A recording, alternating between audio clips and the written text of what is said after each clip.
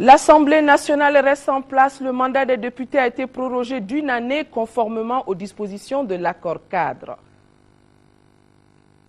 La sécurité routière reste une priorité dans notre pays. Le ministre de l'Équipement des Transports lance le projet d'appui à la lutte contre l'insécurité sur nos routes pour un montant de 695 millions de francs CFA. Nous sommes jeudi 28 juin. Mesdames et messieurs, bonsoir, bienvenue dans ce journal. Une année supplémentaire pour les élus de la nation. Le projet de loi relatif à ce dispositif a été voté et adopté ce matin au cours d'une séance plénière à l'Assemblée nationale. Les députés ont également voté le projet de loi relatif à la lutte contre la traite des personnes et pratiques assimilées. La séance d'interpellation du gouvernement sur la situation sécuritaire du Mali a été reportée à une date ultérieure. Bourama Traoré a suivi la séance pour nous.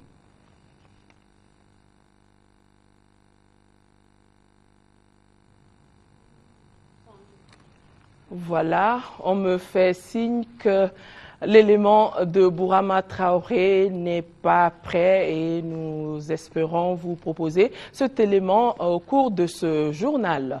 Le ministre de l'Équipement, des Transports, du Logement et de l'Urbanisme, accompagné de son collègue de la Jeunesse, du Travail et de l'Emploi et de la Formation professionnelle, vient de procéder au lancement du projet d'appui à la lutte contre l'insécurité routière. Le projet d'un montant de plus de 695 millions de francs CFA a pour objectif général l'amélioration de la sécurité routière par la mise en œuvre d'actions visant à prévenir les accidents. Reportage Adama Tangara. Les accidents de la circulation routière sont accablants. Ainsi, en 2006, on a enregistré 8472 victimes, dont 642 tués, et en 2011, 10 069, dont 889 tués. Chiffre qui interpelle tout un chacun et exige l'implication de tous, d'où toute l'importance du projet d'appui à la lutte contre l'insécurité routière au Mali, PALIR, qui vient d'être lancé. Le projet d'appui à l'insécurité routière, s'inscrivant dans cette dynamique et en droite ligne du plan d'action national de la décennie de sécurité routière 2011-2020, a été initié par Amapros sur les acquis du PASER, le projet d'appui à l'amélioration de la sécurité routière. Il est rendu possible grâce à un cofinancement de l'Union européenne à travers la CONFED, du ministère des Affaires étrangères et de la coopération internationale. Nos objectifs doivent donc être toujours plus ambitieux. J'espère sincèrement que le présent projet PALIR sera couronné d'encore plus de succès que ses prédécesseurs. L'Union européenne continuera à prendre ses responsabilités en contribuant à l'amélioration de la sécurité routière au Mali. Cet engagement du partenaire européen prouve à suffisance que la lutte contre la tragédie sur les routes demeure une priorité pour le gouvernement du Mali. C'est le lieu de remercier très sincèrement l'Union européenne, premier partenaire du Mali dans le cadre de la construction des routes et qui intervient également dans la lutte contre l'insécurité routière. Cet engagement du partenaire européen prouve à suffisance son attachement à la lutte contre la tragédie des accidents de circulation routière sur, en tout cas, les différents axes qui ont été cités. Lutte qui demeure une priorité pour le gouvernement du Mali. Pour un coût total de 695 462 200 francs CFA pour une durée d'exécution de 24 mois, le PALIR intervient dans le district de Bamako et les axes routiers Bamako, Ségou, Sévaré pour la RN6 et Ségou, Banangoro, Nyono, Tombouctou pour la RN33. Suite de l'assassinat de l'élu municipal Idrissa Oumarou, nous continuons à recevoir des communiqués d'indignation. Le mouvement Gandaïzo, le Front pour le Mali et la République, FMR, l'Union des forces démocratiques, UFD, l'Union nationale des travailleurs du Mali, UNTM, le Conseil national de la jeunesse, la Commission nationale des droits de l'homme du Mali, le Haut Conseil islamique, tous condamnent avec la dernière vigueur le lâche assassinat et les actes de violence sur les populations du Nord et restent convaincus que ces actes ne seront pas impunis devant Allah subhanahu wa ta'ala. Le ministre de l'Enseignement supérieur et de la Recherche scientifique a visité ce matin les structures de l'université de Ségou. Professeur Aruna Kanté avait auparavant rencontré les cadres de Ségou pour un échange sur les questions de l'heure. Depuis Ségou, la correspondance de Dougoufana Traoré. Au cours de la rencontre avec les cadres de Ségou, le ministre Aruna Kanté a tout d'abord remercié les autorités communales de Sébougou et de Pelengana pour leur accompagnement à la réussite de l'université de Ségou. Si la mairie de Sébougou a offert 9 hectares pour le site de l'amphithéâtre de Ségou, la commune de Pelengana, elle, a donné 500 hectares. Ce n'est pas tout. Ségou a aussi tout mis en œuvre pour soutenir son université, considérée par certains comme un laboratoire. L'université de Ségou se tient pourtant bon au regard des efforts fournis par l'équipe universitaire. Comme vous le savez, l'université de Ségou constitue en quelque sorte un laboratoire pour la mise en œuvre de la nouvelle politique de l'enseignement supérieur. Ces efforts resteront vains si ce joyau n'est pas accompagné par des autorités locales. Les voies d'accès, les sites appropriés, leur viabilisation sont autant de problèmes que les autorités locales peuvent aider à résoudre. Les questions des cadres ont porté sur l'ouverture de l'université de Sikasso, la gestion pléthorique des étudiants au niveau des universités du Mali ou encore la spécialisation des étudiants. Peu après cette salle, nous voici sur le site de l'université de Ségou. Le ministre Aruna Kanté a ainsi visité l'amphithéâtre.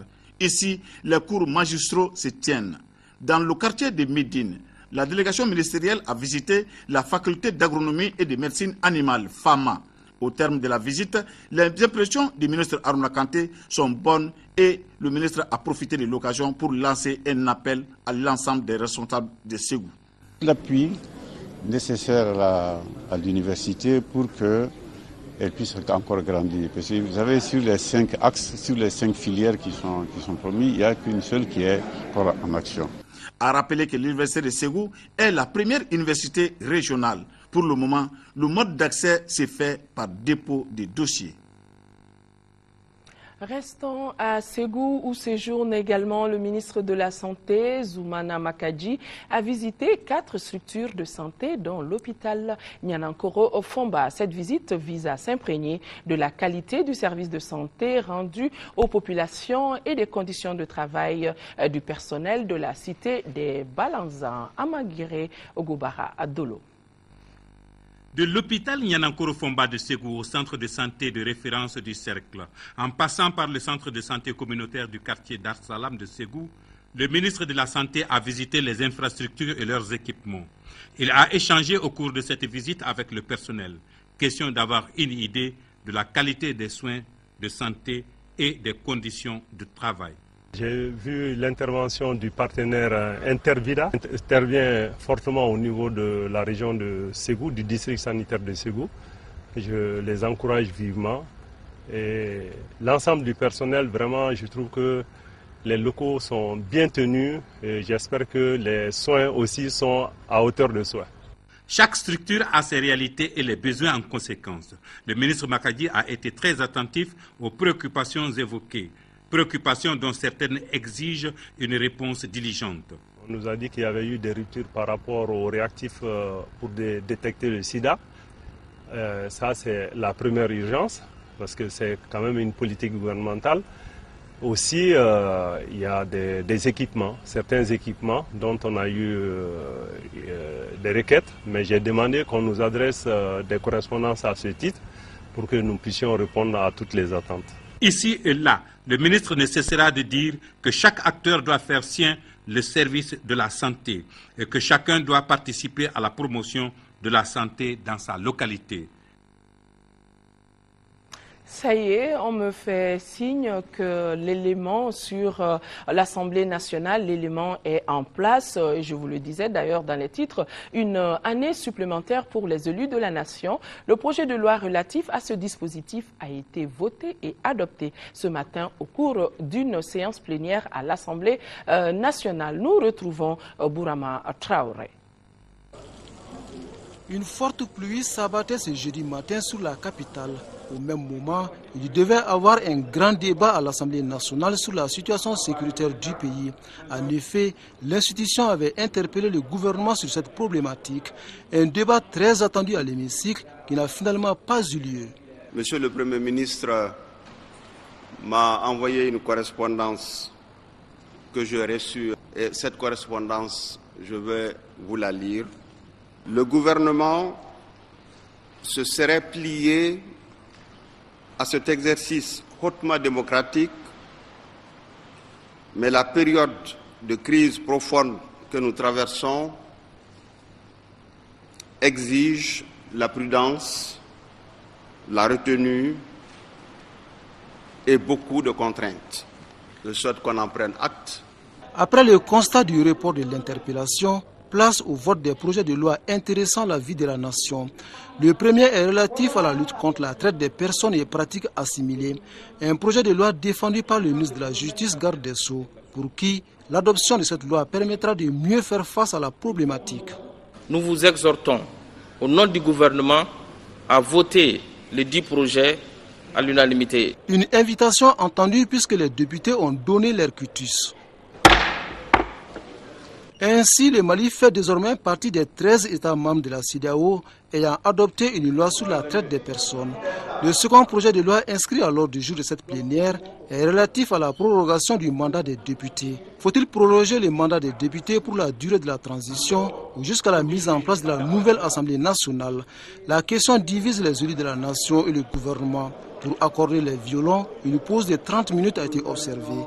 Une stratégie qui semble bien marcher. Donc le gouvernement est parfaitement d'accord avec l'amendement, la dernière formule proposée. Merci. La législature 2007-2012 est prorogée jusqu'à la fin de la transition, notamment par la mise en place de la nouvelle Assemblée nationale élue. Après cette mise au point, c'est parti pour un long débat parfois houleux et passionnant. Deux points de vue s'affrontent, ceux qui sont pour et contre la prorogation du mandat des députés. Je dois vous dire simplement que ce projet de loi, notre mandat doit prendre fin le 9 août. Ce qui est sûr, c'est que ce n'est pas une demande d'un quelconque député à ma connaissance. C'est les circonstances qui ont amené aujourd'hui pour l'apaisement du pays. Malgré cette divergence, 134 députés ont voté pour le projet de loi, un contre et une abstention. L'actualité sur un autre plan, plus d'1 million d'enfants de 0 à 5 ans seront vaccinés contre la poliomyélite. Ils vont également recevoir les doses de la vitamine A et de l'albendazole. La journée nationale de vaccination initiée pour la circonstance débutera demain et s'étendra sur 4 jours. En prélude à cet événement, une journée d'information sur les avantages de la vaccination est organisée à l'intention des femmes. Les échanges vise une plus grande adhésion de celle-ci à cette campagne afin de protéger les enfants contre la poliomyélite et la bilharziose. Ramata Konate. La vaccination est un devoir pour les parents et un droit pour les enfants. Vacciner les enfants, c'est les protéger contre les maladies comme la poliomyélite et la bilharziose. C'est la quintessence de la journée d'information sur l'administration de la vitamine A et l'albendazole et les avantages de la vaccination contre la poliomyélite. La journée qui s'adresse aux femmes vise leur plus grande adhésion à cette campagne. L'objectif final est de renforcer davantage le niveau d'immunité des enfants de 0 à 5 ans. Cette journée d'information est initiée en prélude aux Journées nationales de vaccination contre la poliomyélite qui se tiendront du 29 juin au 2 juillet. Elles sont organisées en synchronisation avec 3 pays de la sous-région, à savoir le Burkina Faso, le Niger et la Guinée-Conakry. Au Mali, le 3e passage 2012 de ces journées est couplé avec la semaine d'intensification des activités de nutrition SIAN. Plus de 4000 agents vaccinateurs passeront de porte à porte pour une plus grande protection des enfants et des femmes ayant accouché il y a moins de 40 jours. À signaler que pour ce passage, l'équipe de vaccination est composée de 3 agents contre 2 pour les éditions précédentes. Comment sortir notre pays de la crise? La question préoccupe tous les fils du Mali. En effet, la Maison de la Presse a initié, en collaboration avec toutes les forces vives de la nation, un forum de 3 jours sur le thème « Paix et une transition apaisée au Mali ». Le forum, qui va débuter demain vendredi, portera sur les stratégies à développer par la presse pour une sortie de crise. Et en prélude à l'événement, le président de la Maison de la Presse, Makan Koné, donne des précisions. Il est au micro de Tchemoko Konaté. Nous devons, nous, être des courroies pour transmettre la bonne parole, parler entre les gens et tout, et puis jouer notre rôle dans le cadre de la crise qui traverse notre pays. C'est ainsi que nous avons initié ce forum pour mettre en place toutes les couches du pays, tous ceux qui, d'une façon ou d'une autre, peuvent intervenir, c'est-à-dire trouver une solution à la crise que notre pays traverse. Les échanges vont porter essentiellement sur 3 points. Le rôle et la place de la presse dans le cadre de la résolution de la crise, dans le cadre de l'ancrage de la démocratie et tout. Le rôle et la place de la société civile et des politiques. Le rôle essentiel même du débat politique. Le débat politique et la crise. Mais avec tout, en toile de fond, bien entendu, le rôle que nous, en tant que médias, en tant que presse, nous pouvons jouer. Il n'est jamais trop tard pour bien faire. Nous avons choisi cet instant parce que nous nous sommes dit qu'il faut aussi laisser les esprits se calmer un peu pour les mettre ensemble, pour discuter. Nous sortir de la situation que le pays traverse, c'est-à-dire mettre fin à cette crise le plus rapidement possible. Si la solution peut venir de la presse, tant mieux. Et ce que j'allais ajouter en plus, c'est que ce forum, l'autre objectif de ce forum, c'est que nous, en tant que presse, nous devons jouer pleinement notre rôle dans le cadre de l'ancrage de la démocratie d'abord et surtout dans le cadre de cette transition que notre pays connaît, qui doit aboutir à la mise en place d'un système démocratique. L'Organisation pour l'harmonisation en Afrique du droit des affaires, OHADA, compte aujourd'hui 17 pays. 3 de ces pays étaient en conclave sur le thème OHADA, succès, innovation et perspective. Les échanges se sont déroulés à travers une vidéoconférence entre le Sénégal, le Bénin et le Mali au Centre de formation pour le développement. Un reportage Tchemogo Sagara. Ce forum tripartite Bénin-Sénégal-Mali a permis aux participants à travers la vidéoconférence d'échanger sur les succès, les innovations et les perspectives de l'OHADA. Par cette rencontre, le Centre de formation pour le développement du Mali CFD vise le renforcement des capacités des membres de l'OHADA. L'idée d'abord, c'est de mettre en contact des experts des différents pays sur des domaines bien précis. Vous reconnaissez avec moi qu'il serait difficile de faire déplacer 40 Maliens, 40 Béninois sur Dakar ou bien de Dakar et du Bénin vers le Mali, alors que nous avons la technologie qui nous permet de faire ce travail en étant très intéressant, en écrasant les distances. L'Organisation pour l'harmonisation en Afrique du droit des affaires OHADA est un regroupement de 17 États. Elle vise à unifier le droit dans ses pays membres. Le mécanisme de financement constitue la principale difficulté de l'organisation. La croissance des PMI, PME, l'unification de la législation sont entre autres les succès enregistrés par l'OHADA. C'est pourquoi cette organisation a une vision ambitieuse. L'OHADA envisage de mettre en œuvre le multilinguisme. C'est-à-dire que autrefois les textes c'était seulement le français.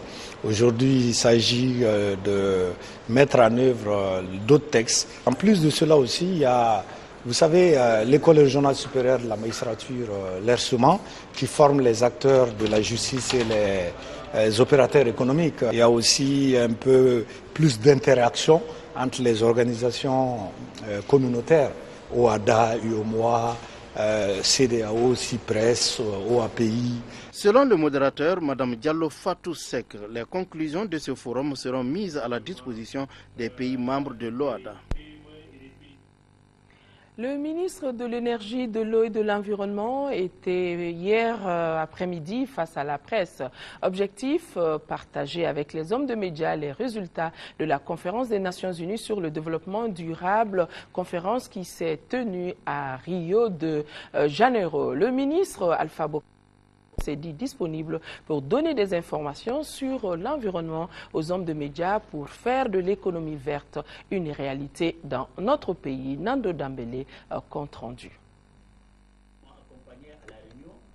Tenue du 13 au 22 juin 2012 à Rio de Janeiro au Brésil, la conférence des Nations Unies sur le développement durable Rio + 20 avait pour thème l'économie verte dans le cadre du développement durable, de l'élimination de la pauvreté et le cadre institutionnel du développement durable. Ces conclusions ont provoqué des polémiques à travers le monde. Le ministre de l'Énergie, de l'Eau et de l'Environnement qui a conduit la délégation malienne à cette conférence a tenu à lever cette polémique devant les hommes de médias.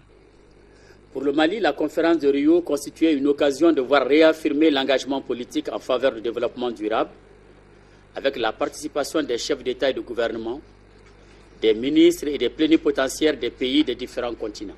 Le ministre Nafo n'a pas manqué de souligner les efforts déployés par notre pays dans le domaine de l'économie verte et du développement durable face à la menace que font peser les nombreux périls du changement climatique sur notre mode de vie.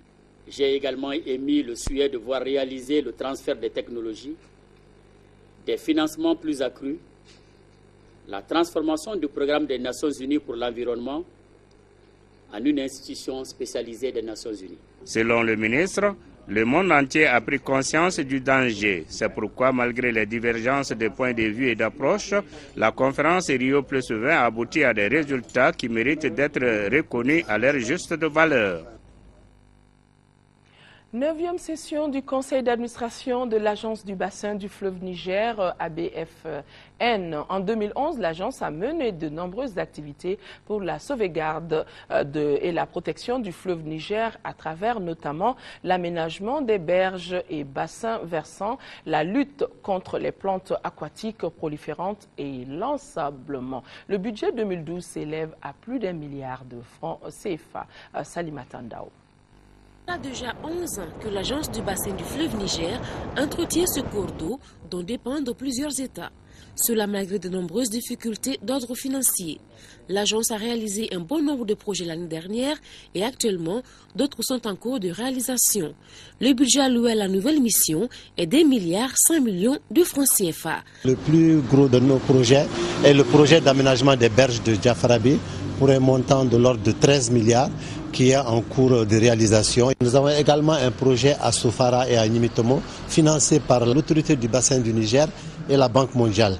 Et nous avons également un projet qui concerne la lutte contre les plantes aquatiques au périmètre irrigué de Baguinda et aussi dans l'Office du Niger. Nous avons un projet d'aménagement des berges à Bamako et celui de l'aménagement des berges et de la digue d'accès à Mopti. Pour mener à bien sa mission, l'ABFN doit générer des ressources propres. Ainsi, elle devra percevoir dans le futur des redevances auprès des organismes préleveurs et pollueurs d'eau et d'utilisation de ces redevances. Le projet de texte y afférent, après les concertations techniques, est en attente de programmation au niveau du gouvernement. À n'en pas douter. Après l'adoption de ce mécanisme financier, notre agence qui aujourd'hui encore mène une politique de ses moyens pourrait disposer des moyens de ses ambitions. Il est à mentionner que 2 projets sont en cours d'attribution. Il s'agit de l'aménagement des berges de Ségou et de Tamani. Le bilan présenté à cette rencontre a été jugé satisfaisant par les administrateurs au regard des moyens dont dispose l'agence. Localiser et faire le point des espaces de sport et de loisirs affectés au ministère des Sports, les ministres Hamei Founé Mahalmadan et Mamadou Koulibaly ont ensemble fait le tour. Le département des sports a plus que jamais besoin d'être situé sur son patrimoine. Boubacar Sissoko. Le terrain d'entraînement de la céréale de Bamako lui a été affecté par l'État depuis les années 82. Au moment où le club s'apprêtait à l'aménager, des individus se présentent avec des titres fonciers. Ceux-ci veulent être dédommagés par la céréale, ce qui a créé un litige foncier auquel le département des sports entend trouver une solution. Je pense que dans les jours à venir ou dans les mois à venir, le réel va être tranquillisé par rapport à l'utilisation de ce terrain. Après le terrain de la céréale, les 2 ministres ont visité le chantier du palais des sports. Là, les travaux sont exécutés à hauteur de 70% pour un délai consommé de 60%. Par ailleurs, la visite des 2 membres du gouvernement s'est poursuivie dans la zone aéroportuaire où se trouvent les domaines affectés aux activités de sport et de loisirs. Il s'agit du terrain de football du COB qui a une superficie d'environ 5 hectares située sur la route de Sikasso. De l'autre côté, non loin de la direction de la météo, de part et d'autre de la route de l'aéroport se trouvent des domaines destinés au centre de loisirs et de sport où sont prévus des parcs d'attractions, des terrains de golf et de rugby pour une superficie d'environ 126 hectares. Ces dispositions vont concerner à sécuriser l'ensemble de la zone parce que nous avons, comme vous l'avez vu de l'autre côté, constaté des agressions, des chevauchements de titres fonciers, des implantations non autorisées. Il va falloir qu'on cesse cette forme de pratique. Déjà, l'espace dédié au COB est temporairement occupé par les commerçants. Les zones seront clairement délimitées, reconnues et délimitées. Et en ce moment, il appartiendra effectivement, comme vous le dites, au ministère des Sports de sécuriser les zones qui sont dédiées à la pratique sportive. Malgré la boue, les 2 ministres ont eu la volonté inébranlable pour visiter les sites afin de les localiser. Le gros des efforts à faire est d'aménager ces terrains et centres de sport et de loisirs pour l'épanouissement de la jeunesse malienne. L'ONG ADRA Mali vient de doter le centre de détention, de rééducation et de réinsertion des femmes et filles de Bolé d'un forage d'une valeur de plus de 10 millions de francs CFA. Ce château permettra aux femmes et filles de faire du maraîchage pour couvrir éventuellement leurs besoins culinaires. La cérémonie d'inauguration du dit forage a eu lieu ce matin dans la cour du centre de Bolé. Fatoumata Kone était présente. Faire la corvée pour chercher de l'eau dans les quartiers de Faladje n'est plus d'actualité pour les femmes et filles du centre de détention, de rééducation et de réinsertion de Bolé. Désormais, elles ont un forage à leur portée. Ce château d'une valeur de 10 633 000 francs CFA est l'œuvre de l'ONG ADRA Mali. Le but, c'est d'aider les détenus à pratiquer convenablement le maraîchage dans la cour du centre de détention, de rééducation et de réinsertion des femmes et filles de Bolé. Le forage est le fruit d'un long combat mené par les hommes et les femmes du centre de Bolé pour l'amélioration des conditions de vie des pensionnaires. Ce maraîchage qui, j'en doute fort, sera d'un grand apport dans l'amélioration des conditions des femmes détenues à Bolé, puisque le produit est exclusivement réservé aux détenus. Des produits de première nécessité qui serviront à couvrir les besoins culinaires des détenus de Bolé. Pour avoir cela, il a fallu que l'ONG ADRA Mali, en collaboration avec l'église Adventiste Mali, aménage un espace de 0,5 hectares pour les femmes et filles de Bolé. Le centre de Bolé compte à ce jour 128 détenus, dont 17 filles. Remise de téléphone portable pour le rapide SMS de la farine Misola pour la prise en charge des enfants malnutris en commune 5 du district de Bamako par la Croix-Rouge malienne et ses partenaires. Cette action s'inscrit dans la lutte contre la malnutrition des enfants. La cérémonie a eu lieu au centre de santé de référence de la commune 5. Le point avec Abdul Karim Kaba. À l'ère des nouvelles technologies, fini les difficultés pour l'envoi des rapports à l'aide des fiches de rapports mensuels de prise en charge et prévention de la malnutrition. Lancé il y a 5 mois par la Croix-Rouge malienne et ses partenaires au centre de santé de référence de la commune 5, le projet d'appui au ministère de la Santé dans la prise en charge et la prévention de la malnutrition aiguë et l'introduction de nouvelles technologies appelées Rapid SMS est une nouvelle technique de communication. Ce système de suivi nutritionnel a pour but d'informer à temps réel sur la situation des données nutritionnelles telles que le dépistage, l'admission, la guérison, entre autres. L'importance de ce système permet de retrouver facilement tous les enfants qui sont dans le programme. Et ça permet aussi d'évaluer la différence avec l'ancien système.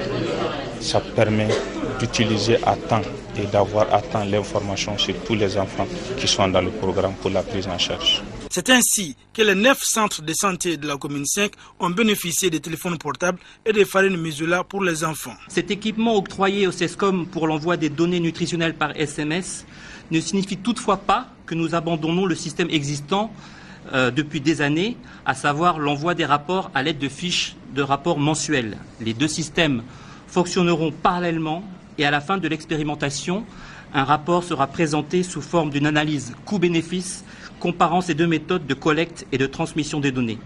À travers cet appui à la prise en charge et à la prévention de la malnutrition, la morbidité et la mortalité des enfants de 6 à 59 mois seront réduites à coup sûr en commune 5. Humanitaire toujours, les populations du cercle de Diré viennent de bénéficier d'un important lot de médicaments d'une valeur de 20 millions de francs CFA. Un geste d'un de nos compatriotes, Ousmane Massinake, un fils de Diré. Reportage de Tamsir Diabaté. La parenté n'est pas une simple formule, c'est plutôt un devoir d'assistance dans le besoin et Ousmane Massinake en est une illustration parfaite. Il vient en aide aux populations du cercle de Diré. Il s'agit de ces dons de médicaments d'une valeur de 20 millions de francs CFA. C'est le sentiment d'un devoir accompli. Vous savez, quand on voit ce qui se passe aujourd'hui chez nous, dans le Nord particulièrement, et surtout chez les parents, si on ne se manifeste pas, on doit se considérer comme étant absent. Et je ne veux pas être absent à un moment où c'est le devoir qui appelle tout le monde. Tout le monde va s'impliquer pour que justement il y ait une utilisation judicieuse de ces produits et que ces produits soient utilisés pour les bénéficiaires et uniquement par les bénéficiaires. C'est un sentiment de grande fierté, de grande satisfaction que nous ressentons. Les médicaments sont à 90% des antibiotiques et antipaludiques pour les enfants de 0 à 5 ans. Ils sont destinés au CSCOM de Diré et le village de Sarayamou. Au dur du président de la commission de crise du cercle de Diré, les populations souffrent aujourd'hui d'une pénurie de médicaments. Ainsi, cette action humanitaire est un début de solution pour endiguer la dite crise. Et oui, on ne cessera de dire la solidarité, elle est bien malienne.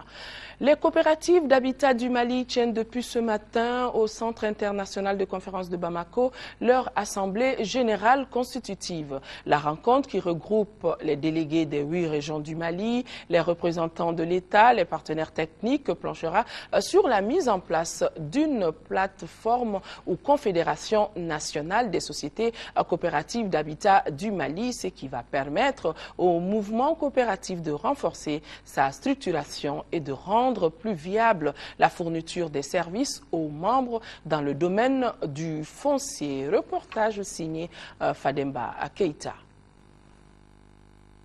Ce projet de plateforme nationale des sociétés coopératives d'habitat au centre de cette Assemblée générale est une initiative de la Fédération nationale des sociétés coopératives d'habitat du Mali. Il est financé par le programme des Nations unies pour le développement PNUD à travers son programme d'appui aux organisations de la société civile. La finalité de ce projet fédérateur est de booster la capacité du plaidoyer, de lobbying du mouvement coopératif de l'habitat du Mali. Aujourd'hui, c'est la confédération simplement pour renforcer la cohésion entre les membres des coopératives, renforcer la responsabilité des promoteurs et leaders des sociétés coopératives, surtout d'être le seul interlocuteur des sociétés coopératives au Mali face à l'État. Cette future confédération nationale des sociétés coopératives de l'habitat poursuit l'objectif principal de la stratégie nationale de logement adoptée par le gouvernement du Mali en 1995. Cette initiative des sociétés coopératives a été vivement saluée par la Direction nationale de la protection sociale et de l'économie solidaire. Il ressort que la mise en place de la confédération apportera un nouveau souffle au mouvement coopératif en général et plus particulièrement dans le secteur de l'habitat où les attentes des adhérents deviennent nombreuses et diverses. La rencontre doit permettre aux représentants des 200 coopératives d'habitat et multifonctionnelles répertoriées dans le cadre du présent projet de renforcer la cohésion, de répondre aux attentes des membres et surtout de promouvoir l'accès des adhérents à un logement décent et à moindre coût. Un mot de sport. Ce soir, en deuxième finale, l'Italie a battu 2-1 l'Allemagne. La grande finale se jouera dimanche à Kiev, en Ukraine, entre l'Espagne et l'Italie. Rappelons qu'hier, en première demi-finale, l'Espagne a éliminé le Portugal au tir au but 4-2. 0-0 à l'issue des 90 minutes et des prolongations. Plus de 35 000 réfugiés maliens ayant fui les régions du nord du pays vivent au Burkina Faso. Ils ont reçu la semaine dernière la visite de 3 membres du gouvernement. Parmi ces ministres partis apporter soutien et réconfort à nos compatriotes déplacés, le ministre de la Famille, de la Promotion de la Femme et de l'Enfant. Elle nous dira ce qu'elle a vu dans les camps et les enseignements qu'elle en a tirés. Retrouvez donc après ce journal Madame Alouata Ishata Sahi dans l'interview de la semaine, un entretien dirigé par Yaya Konaté. Avant de boucler définitivement ce journal, l'information du jour, l'Assemblée nationale reste en place. Le mandat des députés a été prorogé d'1 année et cela conformément aux dispositions de l'accord cadre. On n'oublie pas nos compatriotes des régions du nord du Mali vivant sous occupation. Soyons de cœur et d'action avec eux. Merci et bonne suite de programme. L'information reprendra ses droits demain, 10h, Aïssata Ibrahim Maïga et 13h, Nyanya Aliou Traoré. Excellente nuit à tous. Au revoir.